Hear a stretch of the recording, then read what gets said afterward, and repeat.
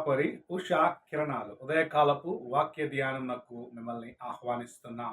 ప్రార్థన. మమ్మల్ని మిక్కిలిగా ప్రేమిస్తున్న పరలోకపు తండ్రి, ఈ ఉదయకాల సమయమున నీ వాక్యము కొరకు వచ్చి ఉన్నాం తండ్రి. నీ వాక్యము చేత మాతో మాట్లాడు. నీకు సమీపముగా రావటానికి దేవా నీ కార్యములను మాకు నేర్పించు. వినగలిగిన చెవిని, గ్రహించుకునే హృదయాన్ని అనుగ్రహించి దేవా నీవు మమ్మల్ని నడిపించమని వేడుకుంటూ యేసు పరిశుద్ధ నామమున అడిగి వేడుకుంటున్నాను పరమ తండ్రి, ఆమేన్. ఈ ఉదయకాలపు వాక్య భాగము అపోస్తల కార్యములు 3వ అధ్యాయము 4వ వచనము నుండి 8వ వచనం వరకు వాక్య భాగమును చదువుకుందాం. పేతురును యోహానును వానిని తేరిచూచి మా తట్టు చూడుము అనిరి. వాడు వారి యొద్ద ఏమైనా దొరుకునని కనిపెట్టుచు వారి యందు లక్ష్యముంచెను. అంతటా పేతురు, వెండి బంగారములు నా యొద్ద లేవు గాని నాకు కలిగినదే నీకిచ్చుచున్నాను. నజరేయుడైన యేసు క్రీస్తు నామమున నడువుమో అని చెప్పి వాని కుడి చెయ్య పట్టుకుని లేవనెత్తెను. వెంటనే వాని పాదములను చీల మండలును బలము పొందెను. వాడు దిగ్గున లేచి నిలిచి నడిచెను.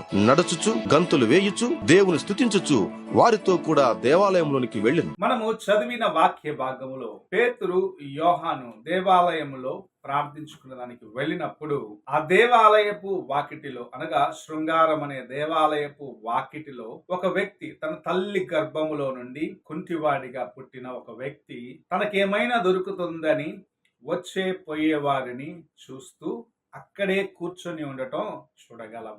అతడు వచ్చే పోయే వారి దగ్గర, అనగా ఆ దేవాలయంకు వచ్చే వారి దగ్గర ఏదైనా అతనికి సహాయము దొరుకుతున్నదేమో అని ప్రతి దినము చూస్తూ ఉన్నాడు. అయితే తాను దేవాలయంలోకి ప్రవేశించినట్లయితే దేవుని యొక్క కృపను తన జీవితములో పొందుకొనగలను అన్న కార్యమును అతడు గ్రహించలేకపోయినాడు. పేతురు యోహానులను చూసినప్పుడు ఏమైనా ఇచ్చి సహాయము చేస్తారేమో, ఏదైనా నాకు దొరుకుతుందేమో అని ఎదురు చూస్తున్నాడు. కానీ దేవుని యొక్క కృప పొందుకోవాలని ఆశించిన వాడిగా లేడు. ఈ దినములో అనేకులు దేవుని ఆలయమును ప్రేమిస్తున్నారు. అయితే దేవుని ఆలయము లోపలకు వచ్చి దేవుని యొక్క కృపను సంపాదించుకోవాలి, ఆయన యొక్క ఆత్మ చేత నింపబడిన అనుభవంలోకి రావాలని ఆశించే లేదు. కానీ దేవుని ఆలయంలోకి బయటనే ఉంటూ ఇది దొరికితే బాగుంటుంది, ప్రభు నాకు ఆ కార్యము చేస్తే బాగుంటుంది, నేను నా ఇంటిలో ఇది చేసుకోవాలి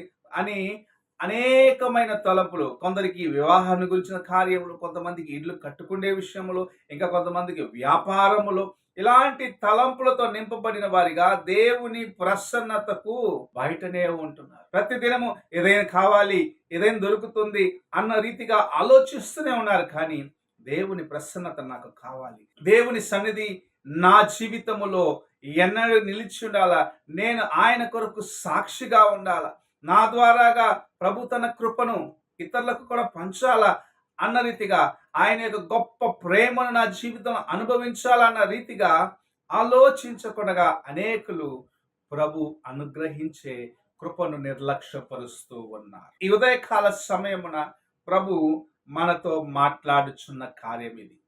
నీవు ఎన్నాళ్ళు దేవుని ఆలయంకు బయట ఉండి ఏమైనా దొరుకుతుంది అని ఎదురు చూసే అనుభవంలో ఉంటావు. దేవుని ఆలయంలోకి ప్రవేశించాలని ఆశ కలిగి ఉన్నట్లయితే ప్రభు తన కృప నీకు అనుగ్రహించి నీ జీవితంలో ఉన్న ప్రతి బలహీనతను బాగు చేసి దేవుని సన్నిధికి నేను తీసుకొని వచ్చి తన ఆత్మతో నింపి నీవు అడిగి ఊహించిన దానికన్నా గొప్ప కార్యములను నీకు చేయాలని ఆశిస్తూ ఉన్నాడు. అంతవరకు కుంటివాడిగా దేవుని ఆలయంలో ఎవరైనా సహాయము చేస్తారని ఆ వాకిటి దగ్గర కూర్చొని ఉన్న ఆ వ్యక్తికి ఎప్పుడైతే దేవుని యొక్క సేవకులు, అనగా పేతురు యోహాను అతనిని లేయి, మా దగ్గర ఉన్న జీవం కలిగిన దేవుని యొక్క నామమున నీకు విడుదల ఇస్తున్నామని ఎప్పుడైతే సెలవిచ్చినారో, అంతవరకు గుమ్మములోనే కూర్చున్న వాడిగా, వాకిటిలో కూర్చొని ఇతరుల సహాయము కోసం ఎదురు చూసిన వ్యక్తి గంతులు వేసుకుంటూ లోపలకు ప్రవేశించినాడు. దేవుని యొక్క నామము మహిమపరచబడినది,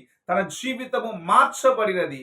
అంతవరకు దేహి అని ఇతరులను చూసిన వ్యక్తి ఇప్పుడు ఒక నూతనమైన అనుభవంలోకి రావటం చూడగలము. నీ జీవితంలో కూడా ఎన్నాళ్ళు నీవు దేవుని కృపకు దూరముగా ఉంటావు, ఎన్నాళ్ళు ఇతరుల సహాయం కోసం ఎదురు చూస్తూ ఉంటావు, ఎన్నాళ్ళు నీ జీవితంలో నీవు బలహీనుడిగా ఉన్నావని నిన్ను నీవు కృంగదీసుకుంటూ దేవుని యొక్క ఆత్మ యొక్క నడిపింపు నీ జీవితంలో పొందకుండగా, దేవుని యొక్క కృపను నీ జీవితంలో అనుభవించకుండగా అలాగనే నీ జీవితాన్ని గడుపుతూ వెళ్ళిపోతున్నావేమో ఒక్కసారి నీవు పరీక్షించుకో. ప్రభు ఈ ఉదయకాలం నీతో మాట్లాడుచున్న కార్యము, ఎన్నాళ్ళు నీవు గుమ్మమునకు బయటగా వాకిటికి బయట ఉండి ప్రభువా సహాయము చేయము, ప్రభువా నాకు ఇది కావాలి అది కావాలి అని ప్రశ్నించే వ్యక్తిగా, ఇతరుల సహాయం కోరే వ్యక్తిగా ఉంటావు. నీవు ఒక్కసారి పరీక్షించుకొని దేవుని సన్నిధిలో ప్రవేశించి, ప్రభువా నీవు నాకు తోడుగా ఉన్నావు, నీ కృప నాకు అనుగ్రహించున్నావు అని ఆయన విశ్వాసముతో ఆయన వైపు చూడు. ఎలాగైతే జీవము కలిగిన దేవుని పేరట పేతురు యోహానులు ప్రార్థించినప్పుడు తల్లి గర్భములో నుండి తన యొక్క కాలు కుంటివిగా ఉన్న ఒక వ్యక్తి లేచి నడిచి దేవుని గణపరిచిన రీతిగా, నీవు ఎటువంటి పరిస్థితిలో ఉన్నప్పటికీ సరే, ఎటువంటి బలహీనతలో ఉన్నప్పటికీ సరే, ప్రభు తన కృపను నీ జీవితంలో అనుగ్రహించి నిన్ను మార్చి నిన్ను ఆశీర్వదించి అనేకుల మధ్యలో ఉన్నతమైన స్థితికి హెచ్చించాలని ఆశిస్తూ నీవు ఎన్నాళ్ళు బయటనే ఉన్న అనుభవంలో ఉంటావు. ప్రభువు నిన్ను ఆహ్వానిస్తున్నాడు. నీవు నా సన్నిధిని నీలో ప్రవహింప నిమ్ము, నీవు నీ జీవితంలో నన్ను అనుభవించు, నా యొక్క కృపను అనుభవించు.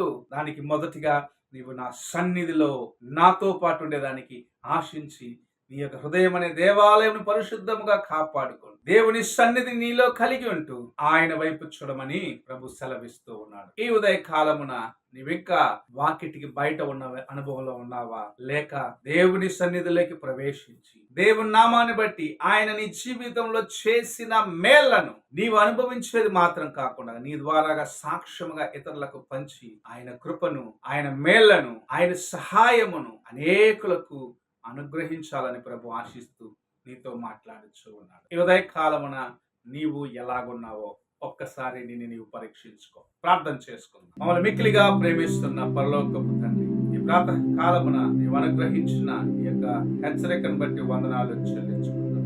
ఎన్ని దినములు వాకిటికి బయట ఉండి ఇతరుల యొక్క సహాయము కోసము దేహి అని అడిగే అనుభవంలో ఇంకా ఎందరో ఉన్నారో తండ్రి, వారిని ఒక్కసారి ముట్టండి, వారి జీవితాలను మార్చండి. ఎలాగైతే పేతురు యోహానులు ప్రార్థించిన తల్లి గర్భములో నుండి తన కాళ్ళు పని చేయకపోయినను నీవు ఆ దినమున ముట్టి బాగు చేసి నీ కోసం ఎలాగైతే సాక్షిగా చేస్తున్నావో అలాంటి అనుభవంలోకి మేము రావడానికి సహాయము చేయమని, మొదటిగా మమ్మల్ని దానికి సంపూర్ణంగా సమర్పించుకునే కృపణ దయచేయమని యేసు పరిశుద్ధ నామమున అడిగి వేడుకుంటున్నాను పరమ తండ్రి, ఆమేన్. తండ్రి అయిన దేవుని ప్రేమ, కుమారుడైన క్రీస్తు కృప, ఆదరణకర్తైన పరిశుద్ధాత్మక సహవాసం ఇప్పుడు ఎల్లప్పుడూ తోడయండి, సదాకాలము నడిపించును గాక. ఆమేన్.